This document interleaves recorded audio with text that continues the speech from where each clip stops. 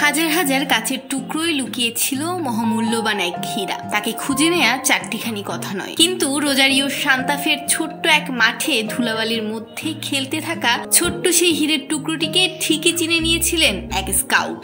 ধুলোমাখা পোশাকের ছোট্ট আদুরে চেহারার শিশুটির ফুটবল নিয়ে কারিকুরি মুগ্ধ করে দেয় তাকে। কোনো কাল বিলম্ব না করেই সে স্কাউট ছোট্ট শিশুটির সাথে একটি সাদা টিস্যু পেপারে কন্ট্রাক্ট সাইন করে। ব্যাস, ভাগ্য খুলে যায় সেই শিশুটির। গ্রোথ হরমোন ডেফিসিয়েন্সি সিনড্রোম রোগে আক্রান্ত শিশুটি হয়ে ওঠেন দ্য গ্রেট লিওনেল মেসি, যার পায়ে ফুল হয়ে ফুটে ফুটবল। মেসি কেবল খেলেনি না, ফুটবল নামক গোলক বস্তুটিকে নিজের ইচ্ছে মতো শাসন করেন। বার্সেলোনার হয়ে করেছেন কত শত রেকর্ড, নু ক্যাম্পে দেখিয়েছেন তার অতি মানবীয় সব জাদু। সময়ের দোলাচলে একদিন সব নক্ষত্র জ্বলে জ্বলে নিভে যায়। পুরনো হতে হতে কিছু সম্পর্কে চির ধরে, কিছু ভালোবাসা ফ্যাকাশে হয় আজীবন। টিস্যুতে সাইন করে কন্ট্রাক্ট করার মতোই টিস্যু দিয়ে চোখ মুছতে মুছতে তার চির আরাধ্য ক্যাম্প নু থেকে বিদায় নেন মেসি।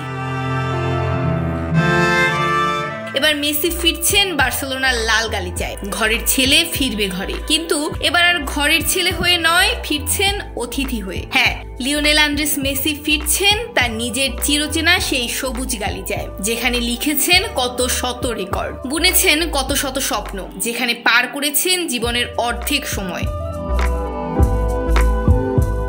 আসছে 29শে নভেম্বর, সেখানেই ফিরতে চলেছেন হালের শ্রেষ্ঠ খেলোয়াড়, কিন্তু এবার আর ঘরের ছেলে হয়ে নয়, ফিরবে অতিথির রূপে। এই ফেরা কি মেসি ভক্তদের মনে আদৌ কোনো সুখানুভব সৃষ্টি করবে, না এই প্রত্যাবর্তন হবে এক আকাশ পরিমাণ চাপা কষ্টের?